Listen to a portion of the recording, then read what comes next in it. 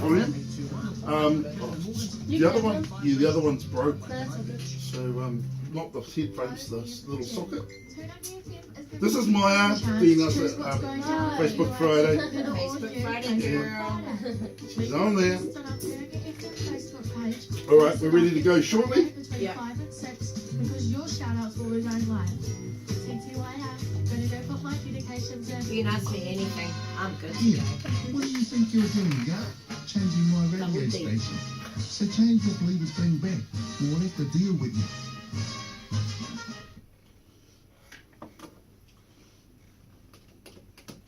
Kia ora, good afternoon to all our listeners out there. This is 91.7, 95.7 and 98.1 FM.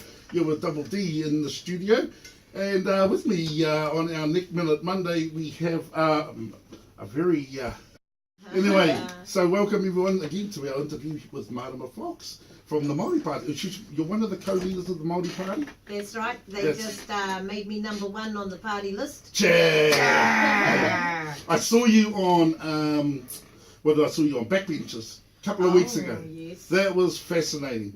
I haven't stopped watching it since. So I did Backbenchers, and I love Backbenchers because Backbenchers is the actual pub that is across the road from Parliament. Yes. And so back in the day, it used to be the haunt of a lot of politicians when they're escaping all the naughty ones out the back door. Still is by the looks of it. Well, apparently. But they have a menu in the Backbenchers that is all named after different politicians. So you're allowed to have your meal, whatever your menu item is, Give us free. an example. Oh yeah, so I had a pecan and salad.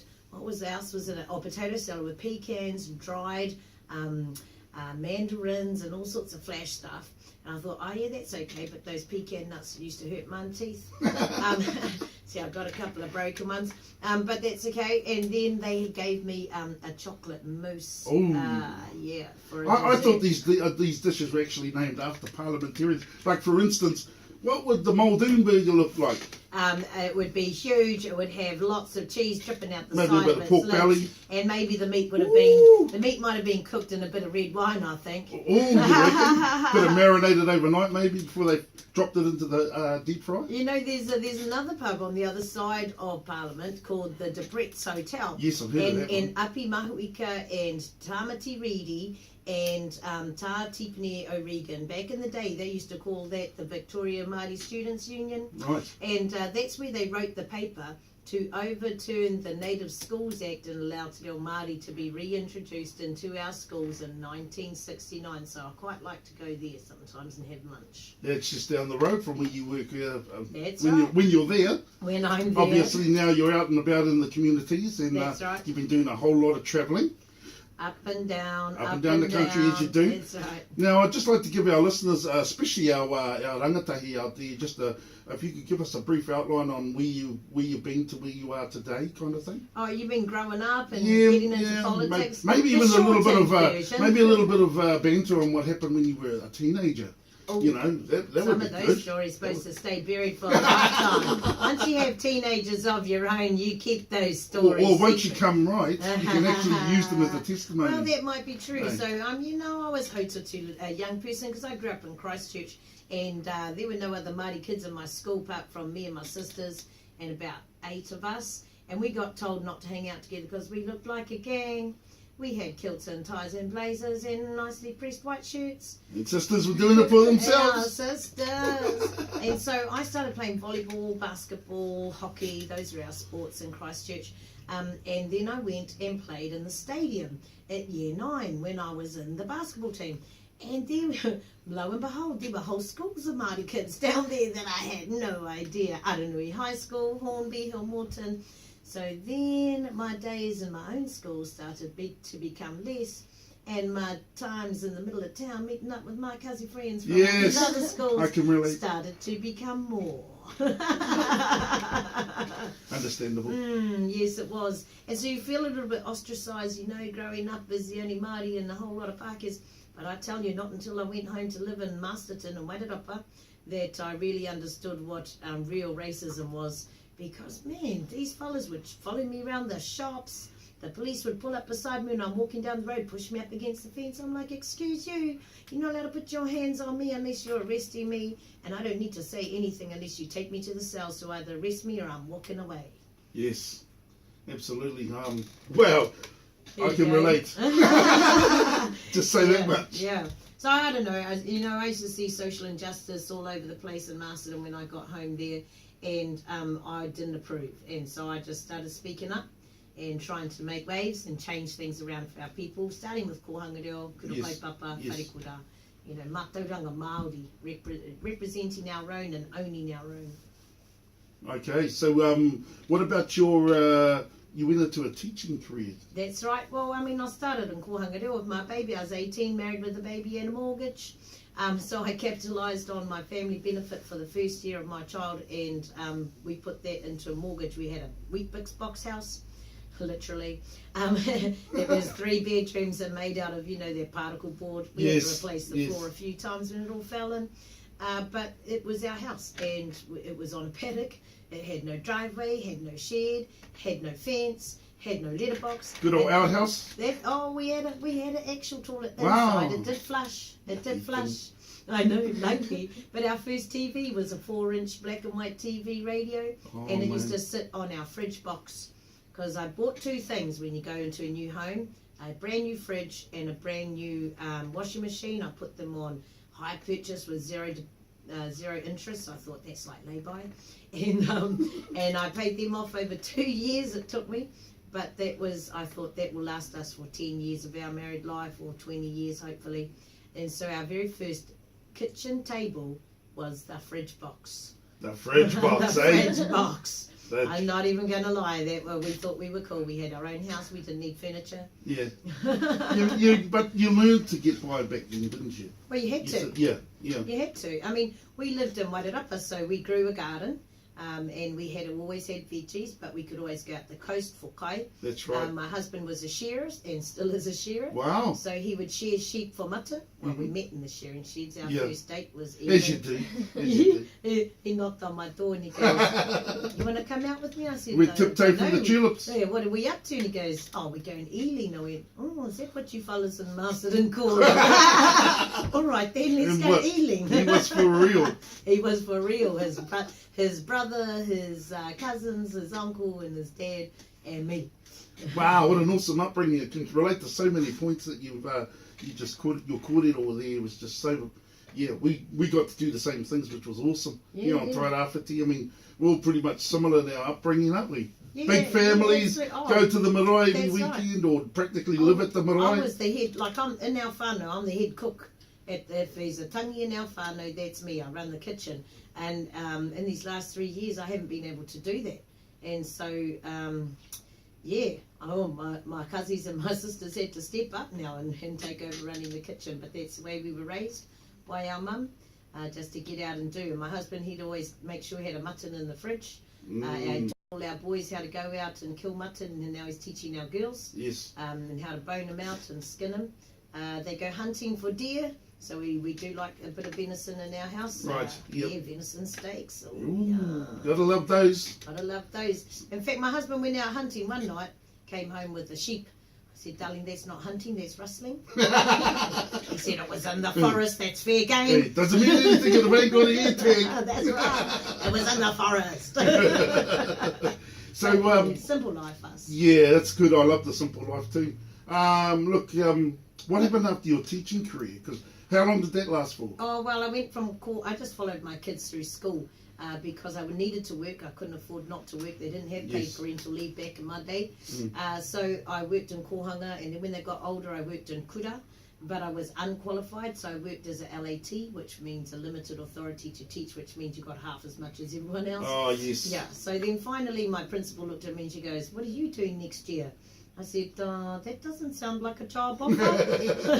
And she goes, "Well, stop wasting your time and go and get qualified." So she kicked me out, and we all moved down to Christchurch, where I did a course in teacher training. Who was that through? Christchurch College of Ed. Oh, okay. Te whariwhai matauraka ki o tautahi. Oh my gosh. I know. Did you hear that K in there? Yes, Whakaroko ki te reo. Yeah, that was them. So I went down there, but because This course was designed for teachers who wanted to work in lower decile schools with high Māori Pacifica populations. And I thought, well, gee, that's me. Doesn't matter what decile the school is, the Māori and Pacifica are still low decile. That's right. So that's where I went, and I packed all my kids up, my 5 sons at the time, Wow. in a trailer in our van, and all the bikes in a fridge, and a washing machine on the back. And my husband was still sharing Mainshare in Masterton, so we all went off down on the ferry by ourselves, and off we went, got qualified, turned around, came back, went into secondary teaching. Yes. Because I needed to learn everything about NCA, which was just coming in then, Yeah. so that we could establish our wharekura. So 2 years later, I went home as the principal in our kura and established our wharekura. Wow, that is so cool, man. You've done a lifetime work already. Hey? And we haven't even got to the good bits yet. I did a lifetime work just before I left for work in the morning, getting those kids ready. Oh my gosh, I got 9 babies, and at home right now we have 19 people living in our house. Oh my gosh. They all came home with their wives. And how many bedrooms? Well, we got 5 bedrooms inside. So we sold our little house, our wet bricks house. Yes. Now here's the thing, you see. When you have a house, doesn't matter how little it is or how old it is, it becomes your asset. That's right. Right? Every cent you put into it, you get paid back again. Yes, it's as an investment. Asset. It's an investment. So eventually, 23 years later, we were able to sell that house and get a bigger place that we all fit in, and now that one's full too. Yeah, you know, you're going to go build your own marae next. Oh, we're Your own thinking about family. it. Yeah. We seriously are. I've got 5 sons, 4 daughter-in-laws, 6 macaw, 3 daughters, and my husband. And they don't count me because I'm never home. So we've thought about actually trying to get one of those Papakainga grants and building about 4 or 5 houses for each of the kids. And, That would be awesome. Yeah, use shared equity in the home to help each other get at home. So, Exactly. yeah. And then at the end of the day, everybody ends up with a whare. Well, I mean, Place that's to the call whole home. point, eh? If you have your own house, you stay in your community, your kids go the same kura, you have better educational outcomes, and you have a warm and dry home. So what we did in the last budget is we got budget for home ownership pathways to help people get the deposit together so that they can buy their own home. Because if you can pay rent, you can pay a mortgage. Yes. Absolutely. So what would your advice be to young people these days that are just going through the motions like you were going through before to learn how to teach and all that sort of stuff and get through that side? What would you be saying to them about housing? Well, I take it back a step, actually. We passed another bit of policy and a bit of budget, about $8 million, and the government's pitching another $12 million for a program we call Passport to Life. Now, it's about having 5 key pieces of documentation before you leave school, right? The first one is a driver's license. Yes. And we've all heard the stories. 90% of young people in the court system don't have a driver's license. But 90% of young people who are employed do. We're just going to check our poll right now. Why have you got a license? Yes, I'll learn There you go, 100% here. Learners. Our poll says 100%. Come on, girlfriend, dial it up. Get I your know, license. All right. Yeah. All right. Well, I mean, we all could drive when we were 8 years old. Well, we started to learn when we were 8. I could drive down the shop and get the milk when I was 10. And it And get wasn't away a with big it. deal. No, you it know? wasn't. Yeah. No. It wasn't. But it is now because there are more cars on the road. The cars are faster. A lot faster. And they can do more damage. So, driver's license and the defensive driving course around it, you know. Teach your children how to be responsible for other people's lives and how to anticipate danger and adjust their course accordingly. Those are good life skills. So the second thing is a bank account, because lots of kids come out and don't have a bank account, come out of school. When we got taught how to save, right? Yes. Took my 10 cents to school each Yes, week. that's right. Put it in Yeah. my bank book. Yeah. Yeah. I think I saved the whole $8 by the time I left. know, right? You know, I was like, wow, I'm rich. I know, but you got used to saving. That's the point, right? Let's just say that $8 never made it to 9. Yeah, let's just say that saving works when you have no kids. But when you've got all that money, what are you to do? Well, Spend you it. know, if we have teach our young people about financial That's right. management, Yep. that's a good skill. It is. The third one is to get a tax number, because when we understand how our tax dollar works, then we make the right decisions about who we want to run the country. Because if that's our money they're spending, you have a little bit more investment in it, and you go, hold on. I don't want this, and I don't want That's that. right. I'd rather that you spent it on something else. So that's why the tax number and the enrol to vote. But the last thing is an actual passport. Wow. Because when you put a passport in the hands of a young person, don't they automatically start dreaming about where they want to go? Yes. Hell yes, they do. I still dream about where I want to go. Mine's nodding. Yeah, right. And so they start to lift their eyes above their hood, above their valley. And guess who helped put that plan together? Taira Whiti Reap. Ani Pahuru Huri Wai. Oi. Big shout out to the girl. Yeah. Yeah, that's right. And this government accepted it lock, stock and barrel because they thought it was the most impressive idea that they'd ever heard, and they put $20 million behind it to roll it out.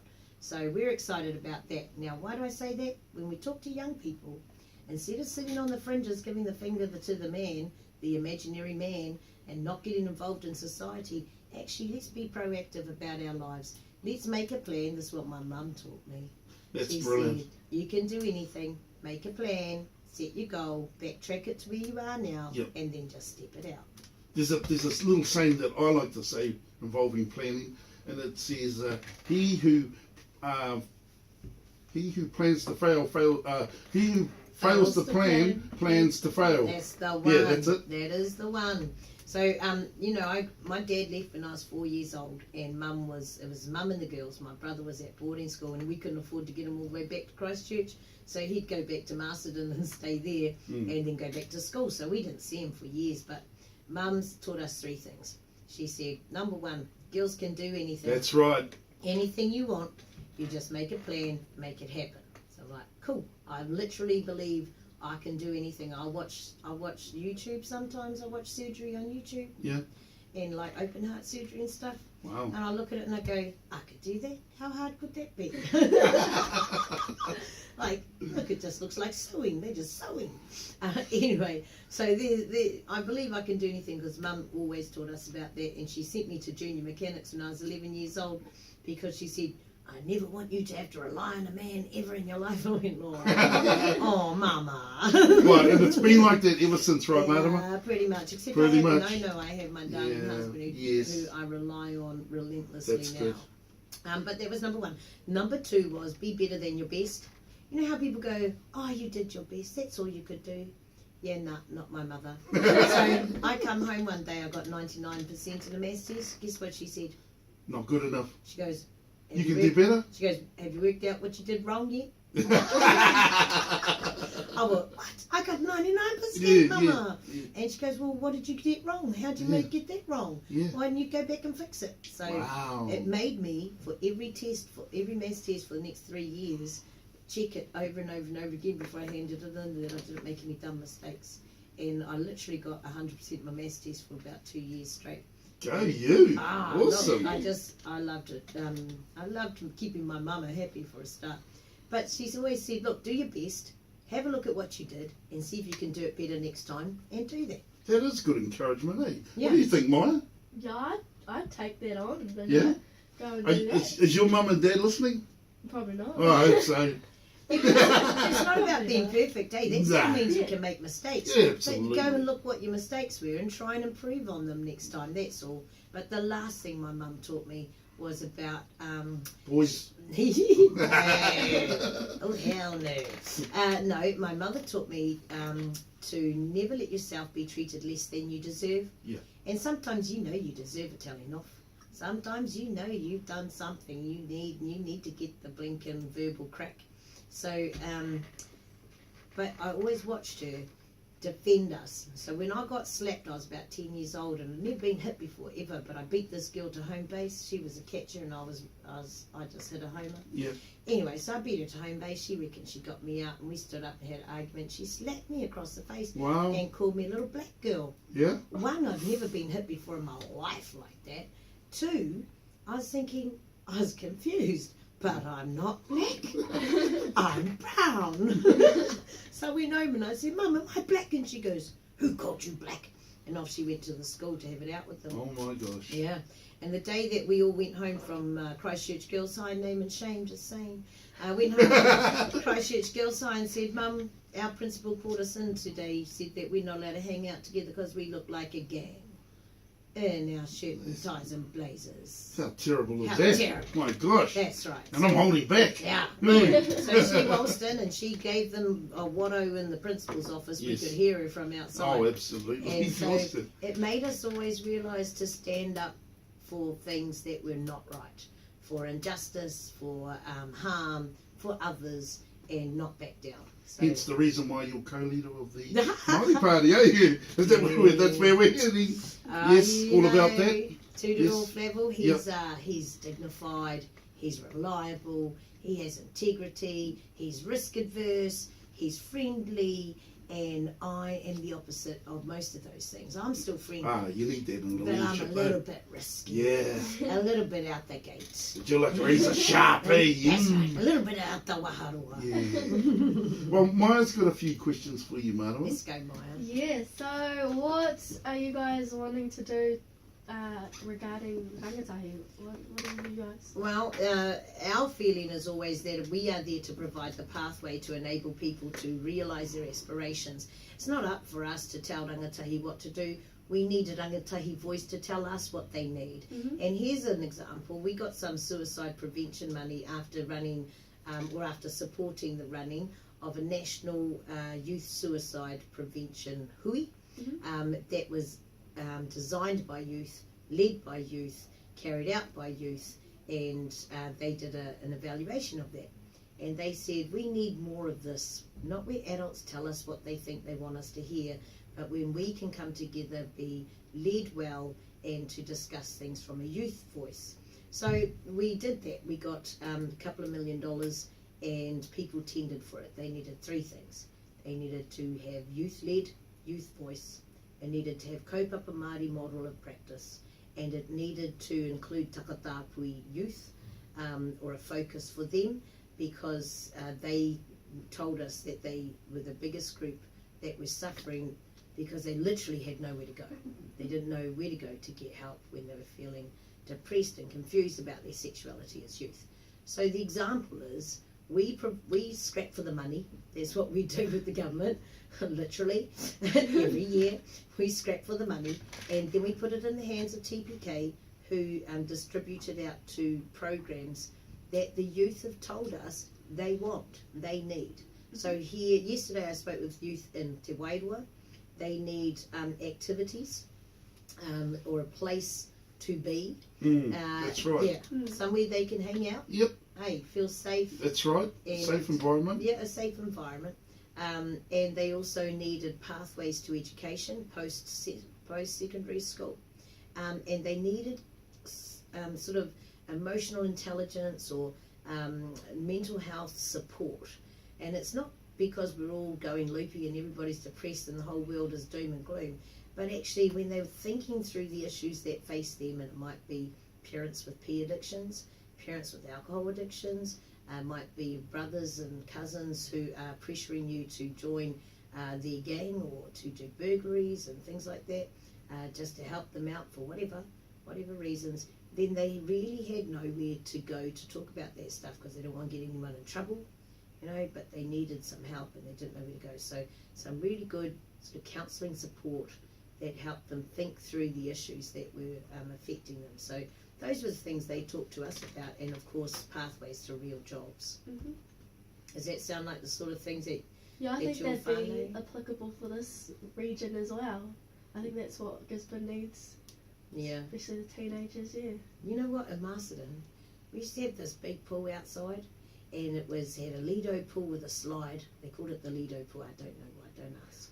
But that's where all the sort of the 5-year-olds to 10, 11-year-olds hung out, big enough, deep enough for all those ages in that pool.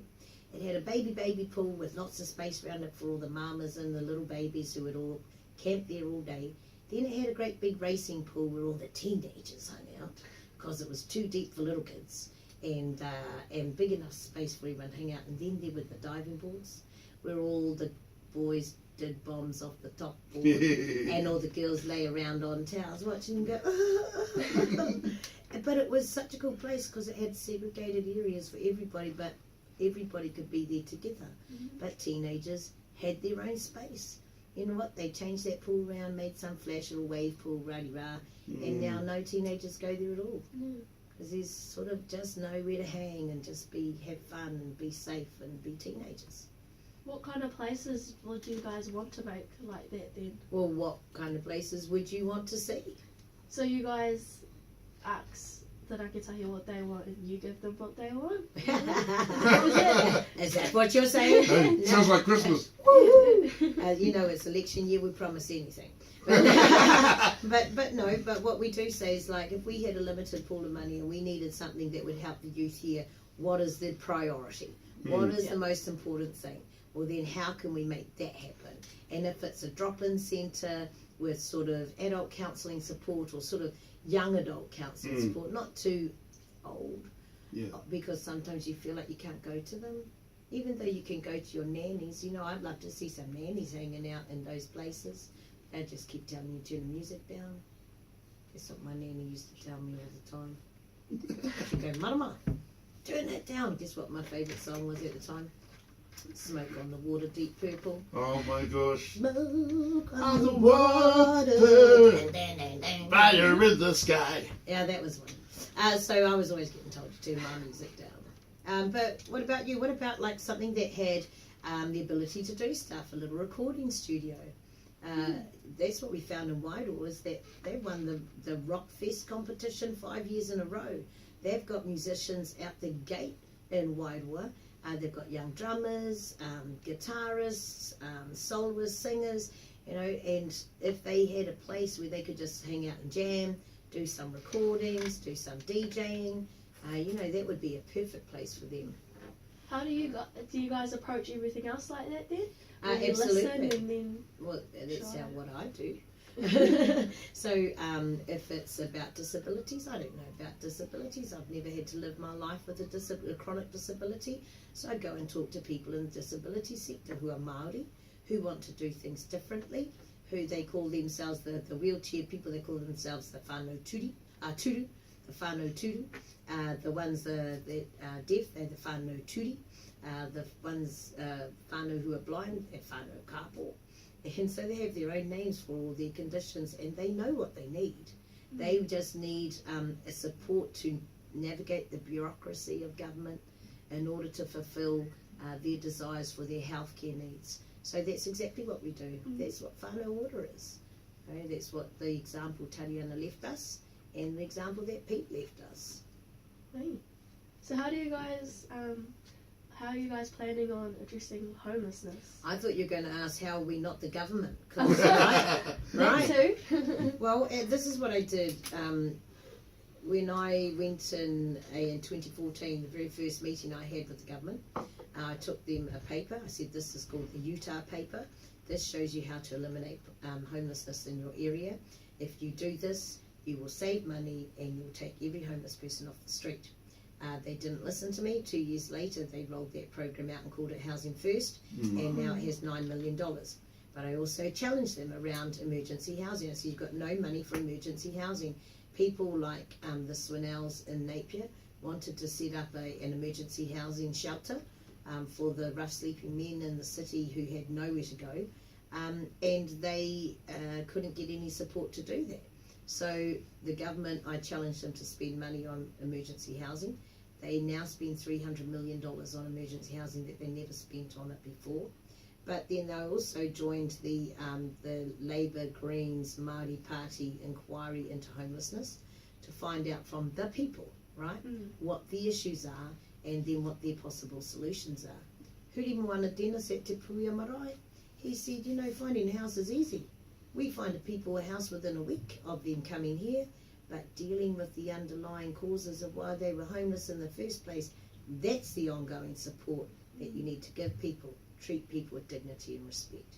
But here in Gisborne, I found out through talking to the people at Housing New Zealand, at WINS, from the homeless on the street when I went and found them and spoke with them, from the people who's provided the soup kitchen, from Josh Wharehinga and Michelle Brown. I spoke with them about the homeless situation, and they told me that they had 83 people on a wait list and 60 vacant available homes, but they couldn't get them in there. So I bailed up the minister in Parliament. This is a funny story. I bailed her up. I said, Paula, how come, what's the deal with your policy? You got 83 people on a wait list and 60 vacant homes. She goes, well, those people might not meet the criteria for the housing because these are 3-bedroom homes and they might only be single people or one person with a baby. And I said, well, have you got any single bedroom homes? She said, no. I said, well, are you going to tell those people they're on the dead weight list because they're never getting a house? Paula, that's just stupid. Yes. Within my 5-minute conversation with her, she changed the policy and gave her manager discretion to house people no matter what the size of their family if there was a vacant and available home. Those homes are now all full, and we've been pressuring other regions around the country to do the same thing. That's fantastic, Marana. There you go. That's good. I love that story. It's all about housing. Well, most of it, the policies and that based around what we're doing here, you know, with our elections and stuff and our lead up to it. A lot of it's on that housing policy, isn't it? Yeah, well, I've also gone out and found a company with Chinese investors Yes. who don't want to own homes, but they want to help build houses. They have Oh, a consortium magnificent. of 40 New Zealand companies who want to build environmentally friendly, energy efficient homes. Yes. And sustainable homes, right, out of sustainable product. Now, currently, it costs you about $4,000 to build a house like that, so Yes. it's pretty expensive with all your solar and your energy rah-de-rahs. So they have got a Chinese investor behind them that says if we can build 3,000 at once, we can get the economies of scale down to make it $1,000 per square metre, which is cheaper than anybody is building right now, and you get the top of the range home that is built with sustainable product, and it's energy efficient. So energy efficient means you spend a lot of money heating your house either with wood and fire or a heat pump Yes. or whatever. So it takes about 18,000 kilowatts to heat a 3-bedroom home in 1 year, right? Average. Yes. They can get that down to 8. Wow. 8. Imagine the savings on your power Yep. bill. Solar paneling. But wind also power. double and triple glazed windows. Yes. So that you keep the heat out. That's- Your house becomes tight, like Yes. airtight. Airtight. So you have a ventilation system that circulates That's right. the HRV or air whatever. around your home. Yep. And there is this double burning fireplace that has these tiny little blocks and they burn forever, and then they burn the ash again, so you get no carbon emissions at all, In the atmosphere. Yes. and it heats the entire house from this tiny little fireplace because of the vent system, because of the airtight nature of the house, and because of the interlocked paneling that has what is that, polystyrene stuff Yes. as insulation in every wall, and therefore perfectly warm, 2.8 metre high ceilings, and everything is warm, no cold areas in the house, everything a constant temperature all the time. Wow. Brilliant. And the HRV or whatever actually regulates during the summertime too, doesn't Yeah, it? absolutely. Keep So your then house it keeps, if your house is cool, it keeps it cool. Your house is warm, it keeps it warm. And we can get those in now for $1,000 per square metre built. And Wow. that company are looking for Māori Okay. who have Māori land, Yes. who want to build, 100 here, 50 there, Mm. 300 there, because if they can get to that 3,000, that's the golden mark apparently. If they can get to that 3,000, then we can get it at that cheaper price, and they can help build affordable housing in this country for our people. So would they be looking at Papakainga? Yeah, absolutely. Papakainga developments, any Māori land, because then you don't have the land cost. That's right. They're not buying those homes, they're not owning those homes, they're not even mortgaging those homes. They will simply build those homes on the land, and we've talked to them about providing infrastructure and businesses, agriculture, viticulture, horticulture, Wow. to help pay for those homes Mm. and provide a business. Now here's why, here's the catch, is because they want every bit of product we can produce to take straight back to China, because it is such top quality that it sells at premium price, and they want to be able to buy the product off us. So the most untapped potential in this country comes on Māori land, comes in rural areas, and we can work together in public-private partnership to make that happen. Wow, sounds awesome to me. I'm sold. Yeah, Sign me up. Vote Māori Party. Well, we'll take one too. Woo! We'll sign one up. Well, no, I mean, this is the next big project we're So, trying to make okay, happen. so when are we when are we looking at rolling this out? Well, they're talking to So- Heretonga Tai Whenua now, Yes. and I've asked them to do some due diligence checks on their businesses that are all in the consortium. So that's taking a bit of time. Probably will start rolling out after the election. Oh, But yes. they're on the ground now. They're talking to Tainui. We want them to come and talk to Ngāti Porou, obviously, and up the coast. But up the coast have some of their own building Yes, solutions. You they know, do. hemp production, tiny houses. Build a tiny house for $1,000. You know, put a solar panel on top, get lighting, get a little bit of power. Yep, that's all you need. That's all you need. All the essentials. And you got Yeah. the bush out there, and then you got the kaimoana out That's there, right. and And once they get that approved, then they can make 3-bedroom homes from the same process that they're developing now up there at Ruatoria at the EIT. wow, look at that, Maya. You got any more questions? Oh, sorry, No. I talked too much, don't I? No, Maya? that's a Cut long- me off, cut me off. No, it's all good. So are you guys approaching every topic by just listening to what everyone needs? Well, see, we're a party of two. So every other party has multiple people who all take different jobs on of the portfolios of government, of which there are about 63. So Tūtoro Flavel has 3 portfolios as the minister, and I have the rest. The only way that I can manage to do that, and I've been doing this for 3 years, is to talk to the people on the ground, at the grassroots, and ask them what are their issues, what are their challenges, what are their successes, and how do we get more successes. And that's how we develop our policy. That's how I work with the people in the community to try and get funding directly to them and not through some dumb bureaucracy in government, because we don't believe that that's the way to go. We believe our people have their own solutions to their own issues. We just need to help them find the ways to meet those solutions. How cool is that? Yeah. Yeah. Sign up to Māori Party. I mean, that literally is what I've been doing for 3 years. Yes. Mm. So, and anything else? Not from me. I've got all my answers. Okay. What about the water rights? Where do we stand on the water rights? Look, Issue. the Waitangi Tribunal said that Māori have rights in water akin to ownership. Yes. And we want to make sure that any government recognises Māori rights in water. Now, I'm actually a bit scared about what Jacinda Ardern has said about the water. So let's have a look at what they all say. National says nobody owns the water. Well, that's that's right. rubbish. Yeah, They that's allocate it like they own it. Yes. Right? They consent it like they own it. Therefore, They charge us like they own it. well, therefore they own it. You know, so to say that nobody owns the water is rubbish. And we think that anybody who makes money off water, which is a free resource, for profit, is collecting corporate welfare. Yes. And then if they turn around and pollute the rivers nearby from the byproduct of their business, and then we spend public purse to fix that river up again, then that is benefit fraud, and they should be paying for that, and we should be cutting that out immediately. So the allocation model is stuffed. But they say nobody owns the water. Labour say everyone owns the water, and we can own it on behalf of all New Zealand. Now, do you know where else they said that? Who? Labour. When was the last time they used that argument? Oh, I don't have a clue. The foreshore and seabed.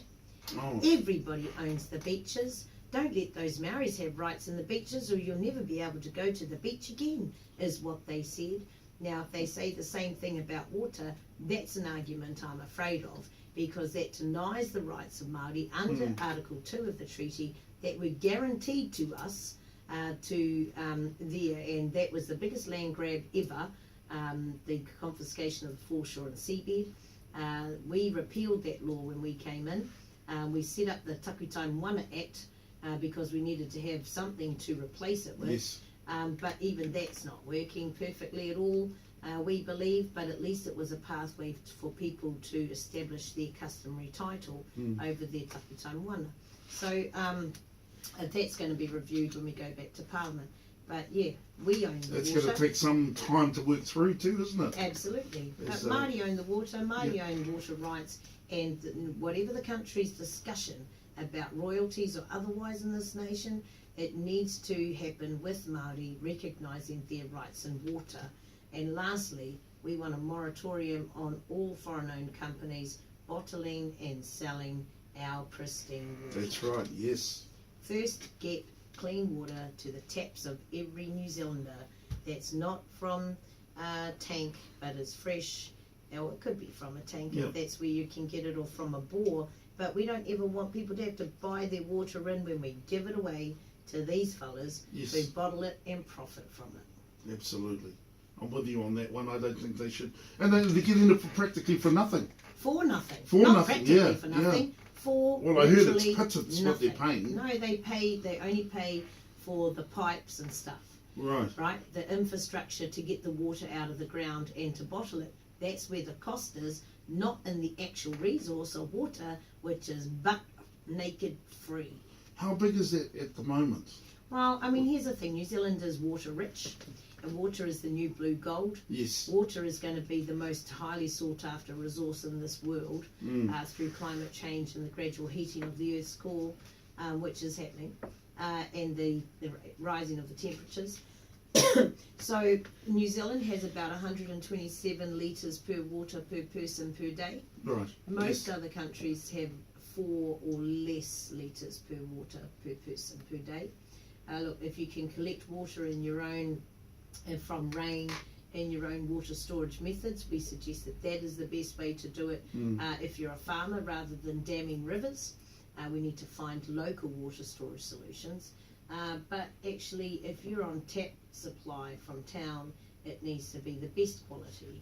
It needs to be free to our whānau, and it needs to go from town supply to the tap. Obviously, if you're too rural, that we have to find other solutions. But if you're 5 minutes out of town, but you're a little marae community, and the town just forgot about you, then that is just straight out wrong. It is. And Yes. we need to fix that. In so many ways. Yes. Well, we're running out of time, Oh my Marana. gosh, I was supposed to meet my cousin Te Hamua too. Oh, I'm pretty sure he's listening, hopefully. Is he out there? Hopefully somebody's gone to tell him. I won't be long. Okay. Well, I won't keep you any longer, madam. I just want to say, on behalf of Tūrangi FM, thank you for coming in, and thank you for sharing with us this afternoon the great things that the Māori Party are going to do. Sign up to Yeah. Māori Party. Yeah. And thank you to Maya as well for coming in. Oh, And, thank you guys for having me.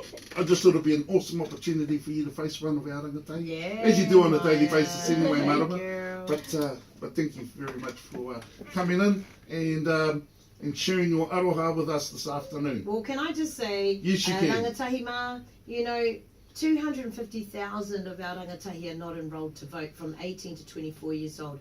That's 250,000 people. You literally could change the government. You That's right. literally could do anything. You literally could bring in the Greens or bring in the Māori Party or bring in whoever you think is right to bring into Parliament.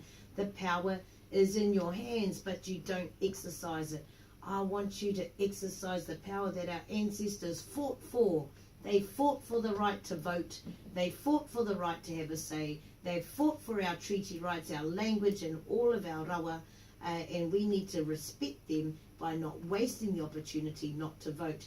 And by the way, if you're going to vote, can you just please vote for Marana Fox? Because if you don't, I might not be back. We'll try and do our best anyway for you, Marama. Thank you. Okay? Okay, thank you, ngamihi to Marama and to all of our friends there in the Māori Party. And thank you once again for coming in. Kia ora. Awesome. Nā mihi ki a koe DD, ki a koe Maia, ki a koutou e whakarongo mai nei ki Tūranga Nui Ākiwa FM.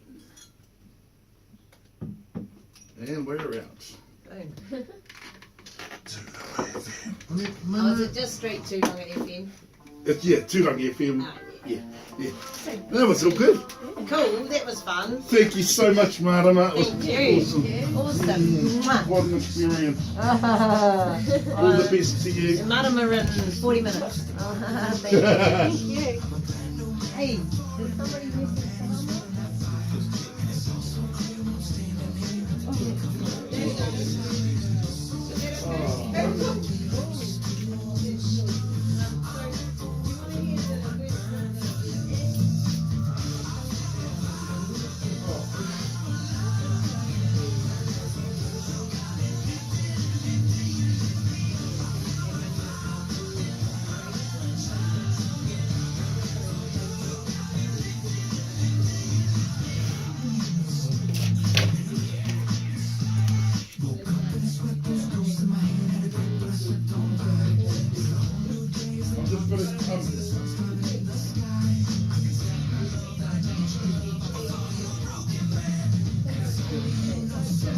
Yes, I did. I'm just doing it now. Oh, cool. Yeah. No, thanks for that, Maya. Awesome. Good spotting. How'd you find that? Good? Yes, pretty intimidating. Not intimidating, like scary to think. That's like one of our biggest I know. interviews, eh? I know. And it's like, yeah, well, you should see how down to earth she is. Yeah. Like And she, that's- yeah, she made it easy. And that's right. That's what makes it easy. Yeah. It's her being, oops. No, I don't. I don't know, I didn't know what to expect, but Expect it was, the I think it unexpected. was good. I'll No, turn it this